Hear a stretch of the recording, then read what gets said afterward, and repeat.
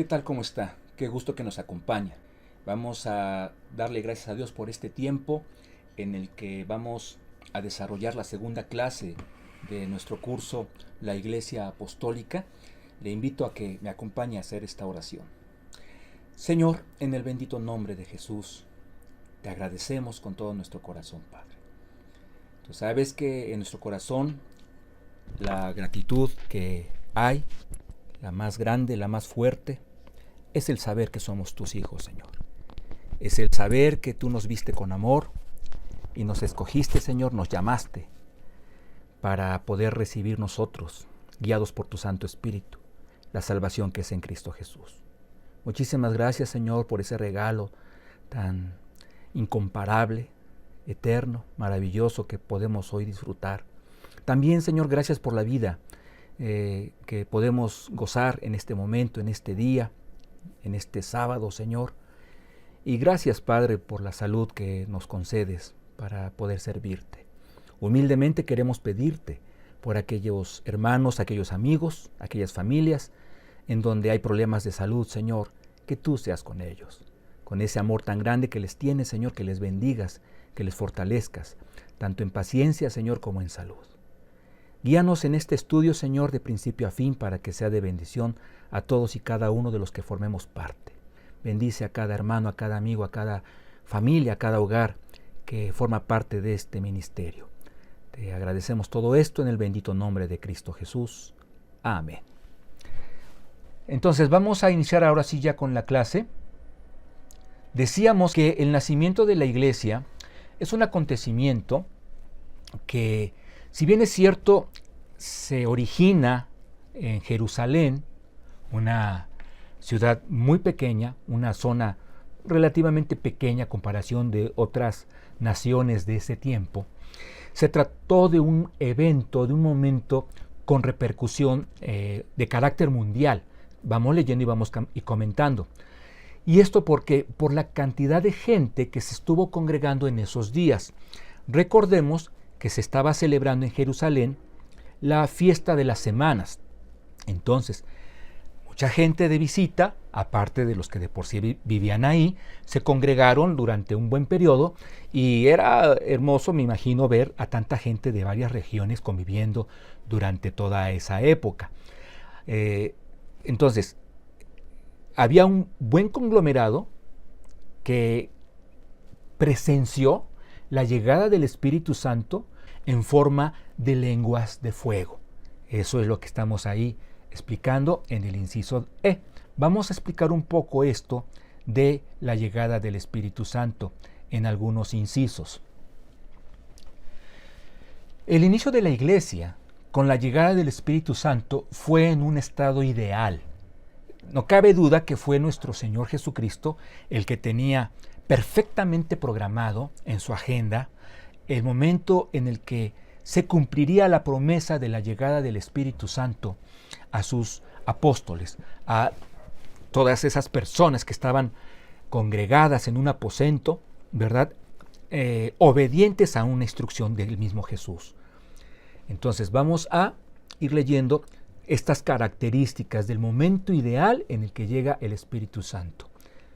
El Evangelio comenzó desde ese día a proclamarse en diferentes idiomas. Desde el primer día, el Evangelio de Jesucristo, el Evangelio de vida eterna, se estaba pronunciando, captando, escuchando en diferentes lenguas.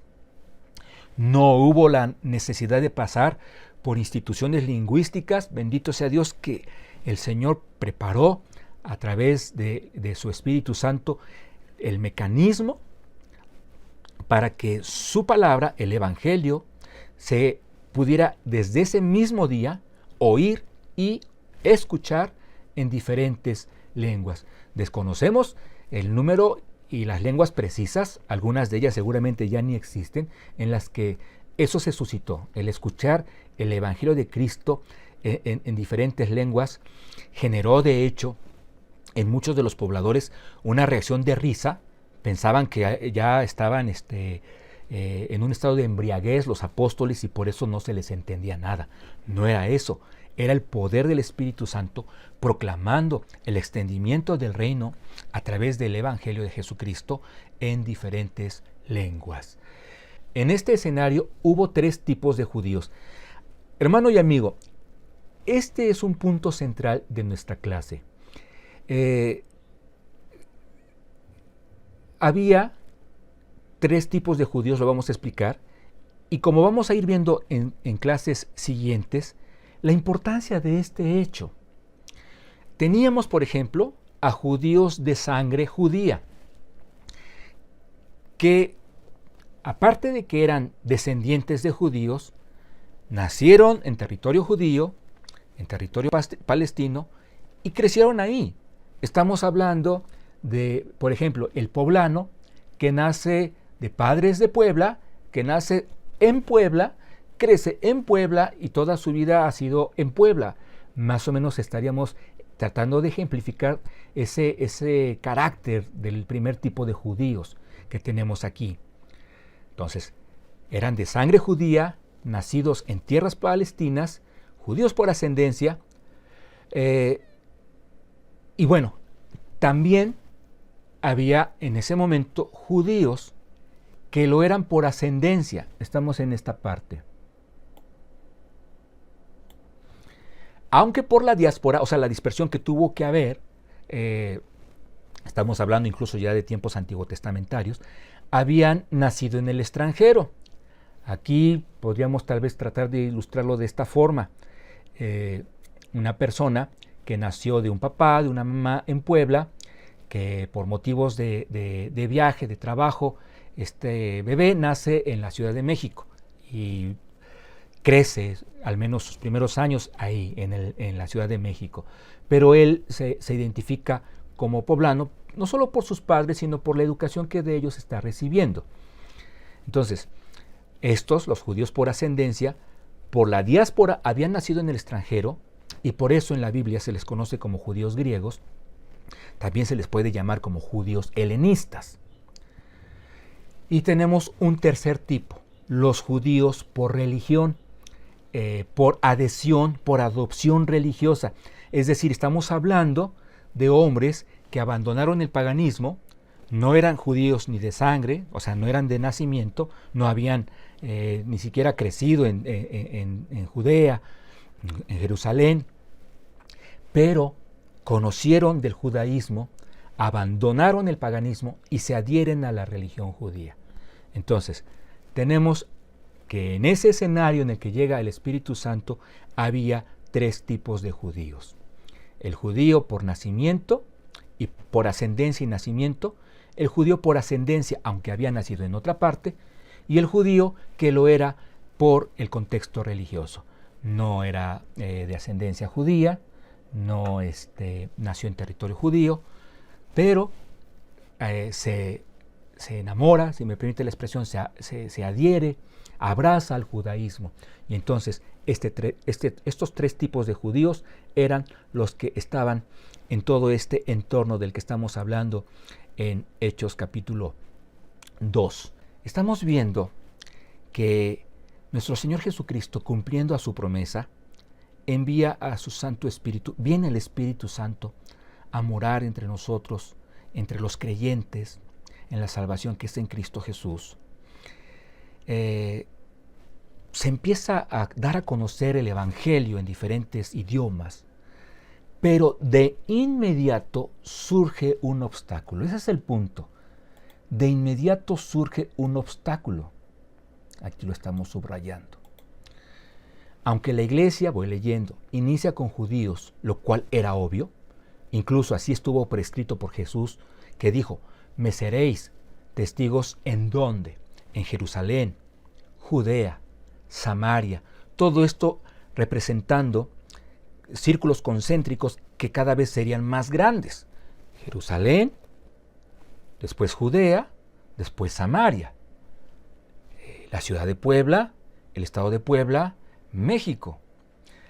El problema es que la instrucción no terminaba o no terminó en Samaria. Hechos 1:8 no terminó en Samaria, el versículo no termina en Samaria. El Señor Jesucristo dice: y hasta lo último de la tierra. Y los primeros cristianos, siendo judíos, lo cual ya mencionamos, prácticamente descuidaron de inmediato esta última parte. De inmediato empezó a generarse algo así como una zona de confort. Pero yéndonos un pasito atrás, necesitamos decir en qué consistía la doctrina en los inicios de esta iglesia de la que estamos hablando, de la iglesia pentecostal o de la iglesia en Pentecostés. En la palabra de Dios tenemos tanta información para la vida cristiana que mañana se nos puede predicar acerca tal vez de cómo resistir la tentación, de cómo aprovechar la oportunidad de servir a Cristo, de cómo debemos perdonar a nuestro prójimo, etc. Pero la enseñanza y o predicación en estos primeros años se centraba principalmente en estos 3 puntos. Tengamos muy en cuenta, el Nuevo Testamento estaba empezando a escribirse. Es más, en estos días ni siquiera había algo que se pudiera consultar por escrito. Todo estaba siendo transmitido a través de la vía oral. Entonces, ¿cómo es que la iglesia, o qué es lo que la iglesia en sus inicios escuchaba? ¿Cuál era la enseñanza que se le compartía? ¿Cuál era la enseñanza que abrigaba, que ponía o que buscaba poner en práctica?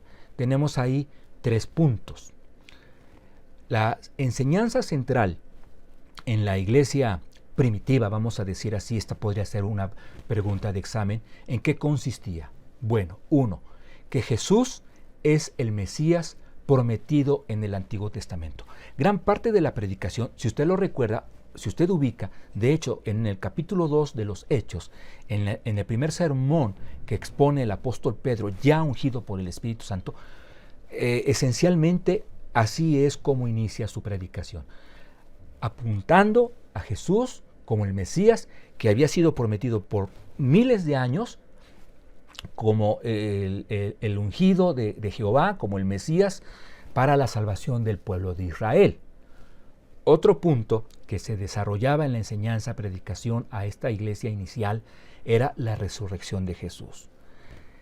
Se repetía una y otra vez, Jesús ha resucitado.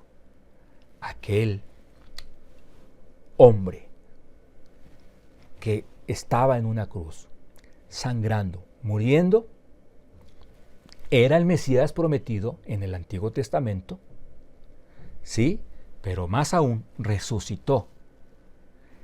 Pueden visitar su tumba, está vacía. El Señor ha resucitado. ¿Cuántas veces no habrá iniciado tal vez así el tiempo de la predicación? El Señor ha resucitado, y de ahí explayando otras preciosas verdades bíblicas, ¿verdad? Y un tercer elemento que se enseñaba, se predicaba, la segunda venida de Cristo Jesús. La iglesia, en sus inicios, se centró mucho en el tema de la segunda venida de Cristo. Claro, entendiendo y comprendiendo la ignorancia que ellos tenían, así como la nuestra, de cuándo exactamente es que Jesús vendrá. Sin embargo, en el caso de ellos, era muy fresco este tema por el contexto político en el que se encontraba Jerusalén. Cuando ellos predicaban, Jesús vendrá por segunda ocasión, en mucho pensamiento, en mucho judío, lo que se pensaba es, al fin seremos libres, luego entonces, de el dominio romano, cuando el énfasis es la segunda venida de Cristo para la institución, ¿verdad?, del milenio, el juicio, todo lo que nosotros ya después, posteriormente, pudimos ir aprendiendo. Pero en el caso de ellos, el enfoque se centraba un tanto a lo terrenal. Pero estos eran los 3 principales puntos de la enseñanza, de la predicación en la iglesia inicial, en la iglesia incipiente. Jesús, el Mesías prometido, murió, sí, pero resucitó. Y, tercer punto, viene otra vez, viene pronto. Bueno, no queríamos adelantarnos a este punto en el cual queremos destinar un buen tiempo, porque es el corazón de esta clase. Aquí en el inciso H, que es el último de la primera clase, Vamos a buscar en la Biblia Hechos 2, del 44 al 47. Todos los que habían creído estaban juntos y tenían en común todas las cosas. No olvidemos este detalle que en su momento lo vamos a explicar como algo trascendente. La iglesia, la vida de los primeros cristianos se caracterizó mucho por esto, por una ayuda, un apoyo mutuo, recíproco, constante. Dice, todas las personas que habían creído estaban juntas, sí, pero tenían en común todas las cosas. Versículo 45. Y vendían sus propiedades y sus bienes y lo repartían a todos según la necesidad de cada uno. 46. Y perseverando unánimes cada día en el templo y partiendo el pan en las casas, comían juntos con alegría y sencillez de corazón. Finalmente en el 47, alabando a Dios y teniendo a favor con todo el pueblo. Y el Señor añadía cada día a la iglesia los que habían de ser salvos. ¿Cuántas veces, no es cierto, se nos ha predicado acerca de la iglesia primitiva y su estado ideal, espiritualmente hablando?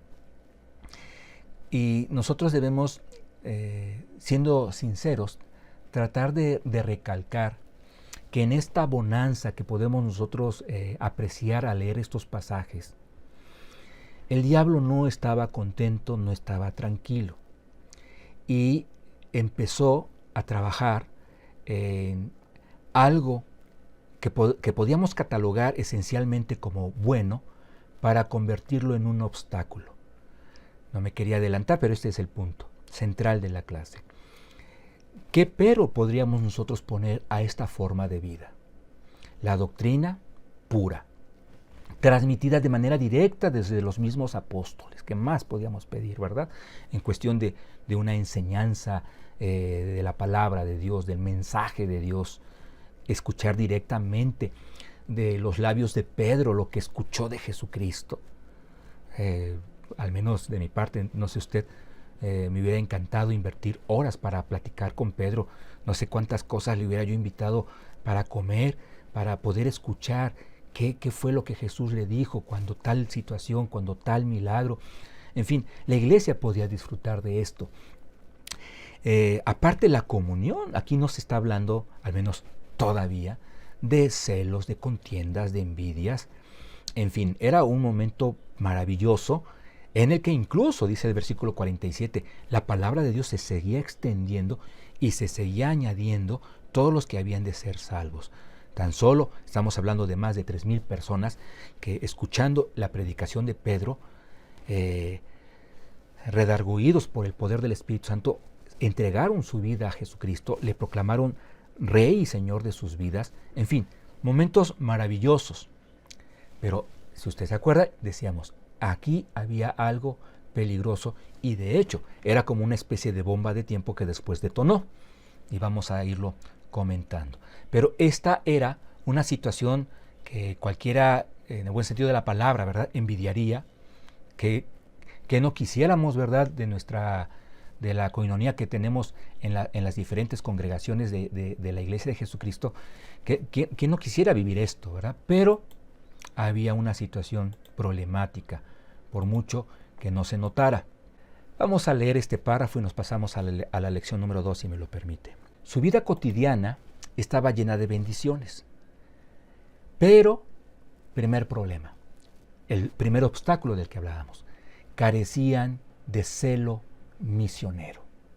El diablo es tan astuto que utiliza hasta un estado de bendición para tornarlo en una zona de confort que nos impida crecer, que nos impida cumplir con las tareas que el Señor Jesucristo nos encomienda. Es un momento de análisis, de reflexión que nosotros podemos aprovechar al leer esto. De las bendiciones en las que me encuentro rodeado, de las bendiciones que Dios me ha rodeado. Obvio, debo agradecer, debo aprovechar, pero también hay una responsabilidad. No debemos permitir que ese estado tan de bendición en el que podemos estar nosotros desarrollando nuestra vida cristiana, impida que veamos más allá, impida que veamos qué otra cosa Dios puede estar pidiendo, demandando, esperando de nuestra vida, de la vida de nuestra familia, de la vida incluso hasta de nuestra iglesia. Los psicólogos le llaman a ese estado una zona de confort. Y entonces la iglesia estaba cayendo en este error.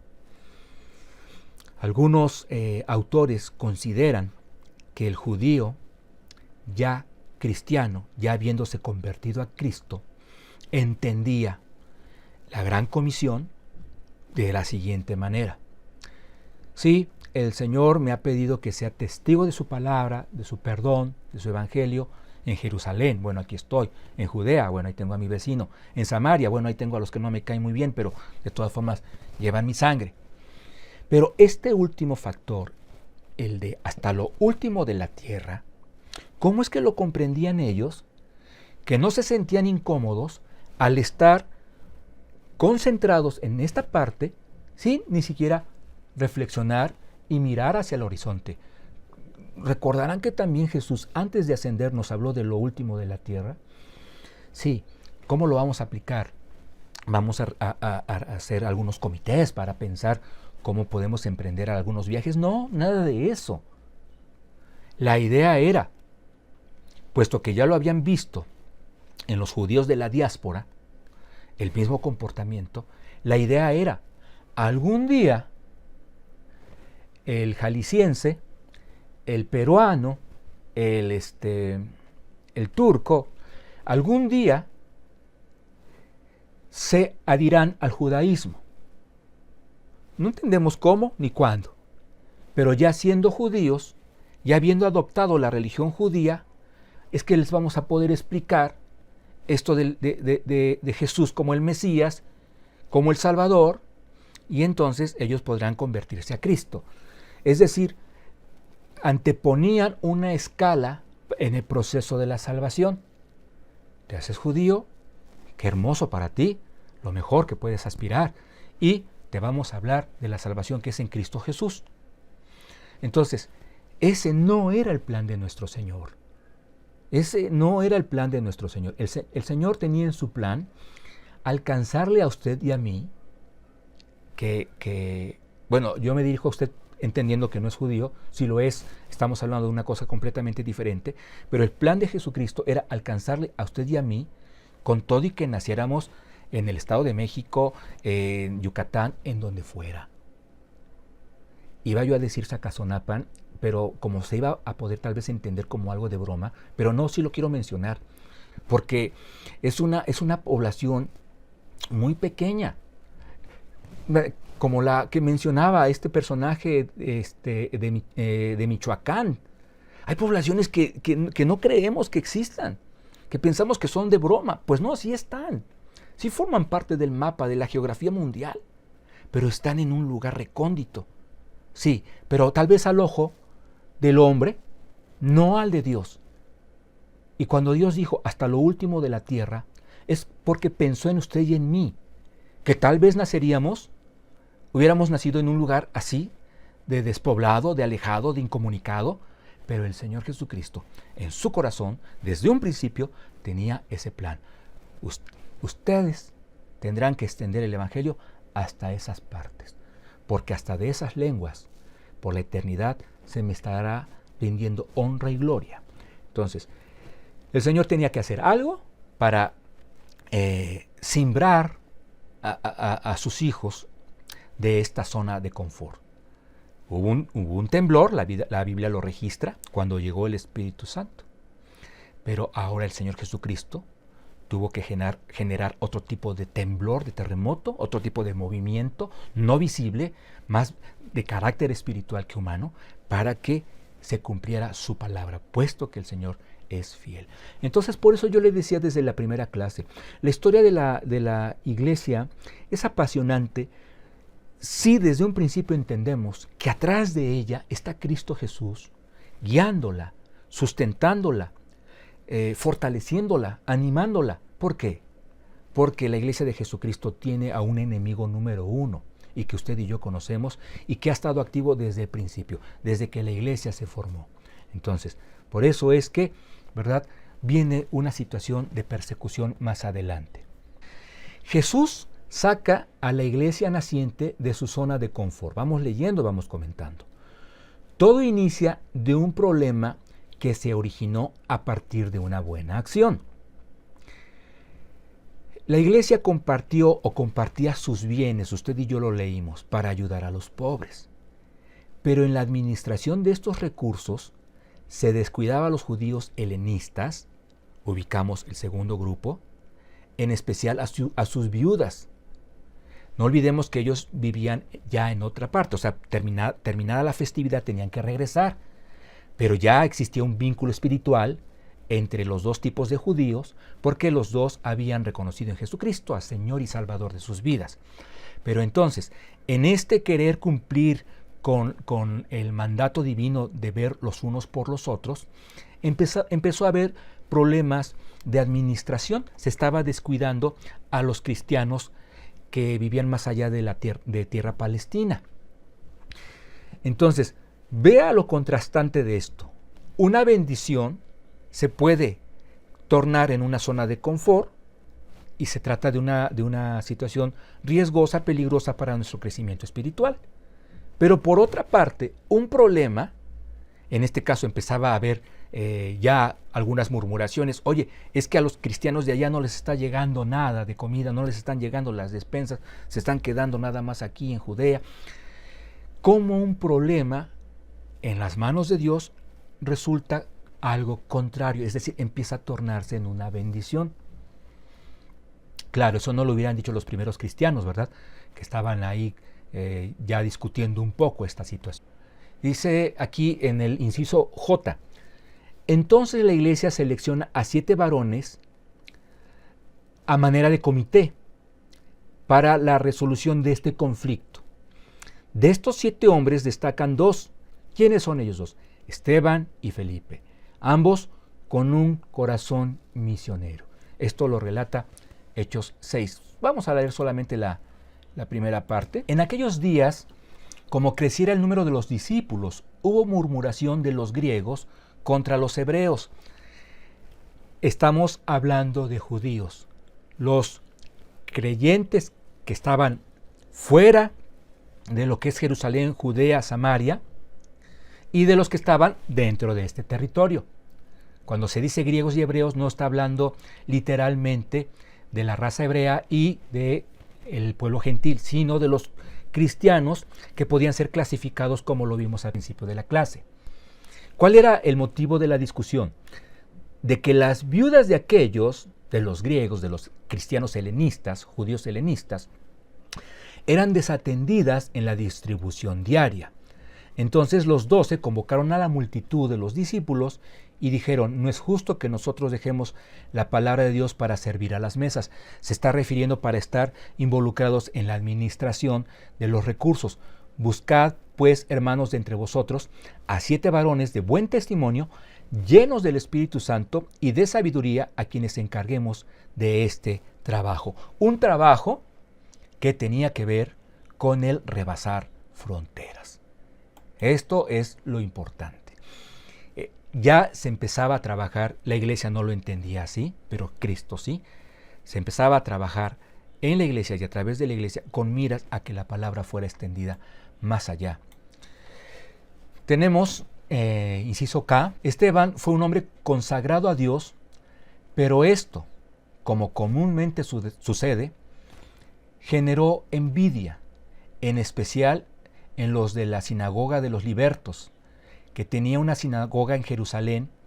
Se le acusó con falsos testimonios ante el concilio judío, es decir, de los saduceos. Lo que queremos que se note es que empieza a darse un conflicto en la repartición de despensas, de alimentos, de víveres, y los apóstoles seleccionan, en un proceso sin duda de mucha oración, de mucha dependencia del Espíritu Santo, a 7 varones, entre los que destacan Esteban y Felipe. Pero como usted y yo lo podemos comprender desde mucho tiempo atrás, estos hombres realmente habían sido seleccionados aparentemente, ¿verdad?, en este proceso, pero ya desde mucho tiempo atrás por Cristo Jesús, porque eran hombres en los cuales Dios iba a trabajar, hablando de sus corazones, con un celo misionero. Eran hombres que estaban dispuestos a pensar, a mirar, a preocuparse por problemas más allá de sus fronteras. No se estaban conformando con las situaciones que pudieran vivir, buenas o adversas, en su ambiente, sino que su enfoque era hacia allá, hacia afuera. Esto, en gran parte, como lo dice la Biblia, porque eran hombres consagrados a Dios. Luego entonces Dios con claridad les podía mostrar cuál era la intención que Él tenía para su iglesia, para el extendimiento del Evangelio. Pero sucede que Esteban, como pasa con algunos creyentes que buscan consagrarse a Cristo, empezó a generar murmuraciones, envidias entre otras personas, incluidos cristianos, que no tenían ese celo. Y es que comúnmente la envidia surge, hablando de este tipo de situaciones, cuando vemos que alguien está haciendo lo que nosotros también, al menos también, tendríamos que hacer. Entonces, como esta persona lo hace, está haciendo lo que yo no estoy haciendo, incluso tal vez mejor, en peores condiciones, en dificultades más grandes que las que yo puedo vivir, entonces su vida es una acusación a la mía de lo que yo no estoy haciendo, o no lo estoy haciendo bien, o no lo quiero hacer bien. Y entonces, ¿qué puedo hacer? Tengo dos opciones. Como decimos, ¿verdad?, comúnmente, ponerme las pilas, empezar a hacer mi tarea, o, más fácil, empezar a criticarlo. Ah, sí, seguramente porque él se quiere llevar parte de la despensa. Por eso le preocupa mucho el que se le reparta las viudas. Y de esta forma, la acusación los ojos pasen hacia él, en este caso Esteban, y no a mí, que no estoy cumpliendo con el mandato de la palabra de Dios. Inciso L. Se le acusó de decir que el templo de Dios y la ley de Moisés no importaba. Esteban nunca dijo eso. Cuando lo que Esteban hizo fue dar desde Abraham un relato detallado de cómo Dios constituye, a partir de la descendencia abrámica, un pueblo que, entre otras cosas, se caracterizaba por ser infiel. Muy probablemente esto fue una de las partes que no les gustó mucho a los saduceos, a los libertos. Tengamos en cuenta que la tarea del evangelismo en estos días se centraba primeramente en todos esos ámbitos de las sinagogas. Era ahí, por eso dice que se perseveraba todos los días en el templo, era ahí que iban los discípulos a proclamar a Cristo. Entonces, Esteban, ¿verdad?, dice, nosotros venimos de Abraham, pero desde siempre nos hemos caracterizado por ser un pueblo infiel. Oh, ¿cómo? Esto lastimaba mucho el orgullo de los líderes religiosos. Sigo leyendo, estamos en esta parte, déjenme sombrearla. Ahí está. Pero cuando llega la parte en la que declara Isaías 66, que Dios promete hacer un templo, pongamos mucha atención en esto. En Isaías 66 se habla del templo espiritual. Cuando Esteban hace referencia a esto, que Dios promete hacer un templo en la vida de la persona que acepta su salvación, que es en Cristo Jesús, cuando dice eso, entonces el aparato religioso entiende que Esteban, así lo quiso entender, que Esteban estaba demeritando el tabernáculo, el poder del lugar santísimo, todo lo que encerraba, ¿verdad?, a la vida religiosa judía.